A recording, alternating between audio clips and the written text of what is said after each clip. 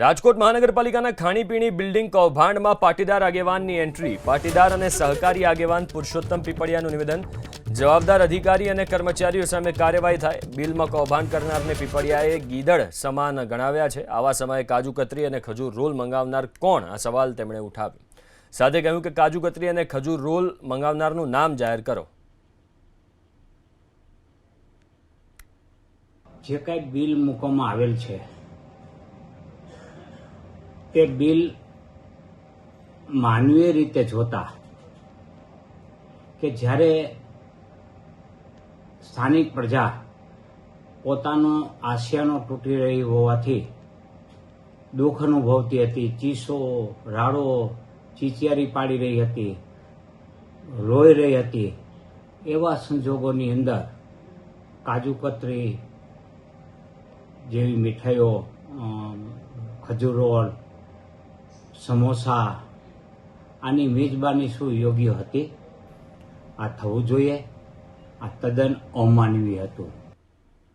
રાજકોટમાં ડિમોલિશન બાદ મહાનગરપાલિકાના બિલને લઈને વિવાદ. શહેર કોંગ્રેસ પ્રમુખ ડોક્ટર રાજદીપસિંહ જાડેજાના મનપા પર પ્રહાર. આરોગ્ય વિભાગની કારમાં ચેવડો અને પાણીની બોટલ ક્યાં લઈ જવામાં આવી? આ સવાલ તેમણે ઉઠાવ્યો. મનપાના અધિકારીઓને શરમ આવી જોઈએ. લોકોના આંસુ લૂછવાના બદલે તાઇફા કરાયા હોવાનો આરોપ લગાવ્યો. 12 લાખનું બિલ બનાવતા પહેલા શરમ ના આવી?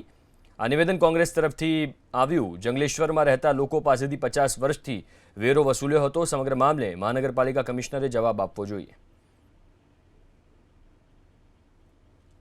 તો કોંગ્રેસે પ્રહાર કર્યા છે આ રાજકોટમાં જે ડિમોલિશન થયું એની ઉપર, અને મહાનગરપાલિકાએ જે બિલ મૂક્યું છે, બિલને લઈને જે વિવાદ છે તેમાં શહેર કોંગ્રેસ પ્રમુખ ડોક્ટર રાજદીપસિંહ જાડેજાએ મહાનગરપાલિકાની કામગીરી ઉપર પ્રહાર કર્યા. તેમણે કહ્યું કે આરોગ્ય વિભાગની કારમાં ચેવડો અને પાણીની બોટલો જે હતી એ ક્યાંથી આવી? મહાનગરપાલિકાના અધિકારીઓને શરમ આવી જોઈએ. લોકોના આંસુ લૂછવાના હોય એના બદલે તાઇફાઓ કરવામાં આવી રહ્યા છે.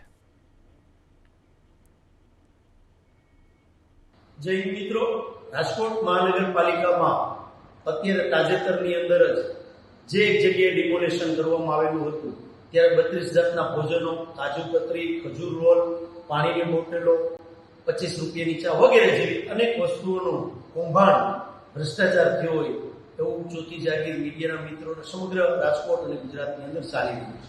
ત્યારે આજે મારી પાસે એક વિડીયો આવ્યો છે. એ વિડીયોની અંદર પણ ખાદ્ય પદાર્થ જોવા મળે છે જે રાજકોટ મહાનગરપાલિકાની આરોગ્ય શાખાની ગાડી છે.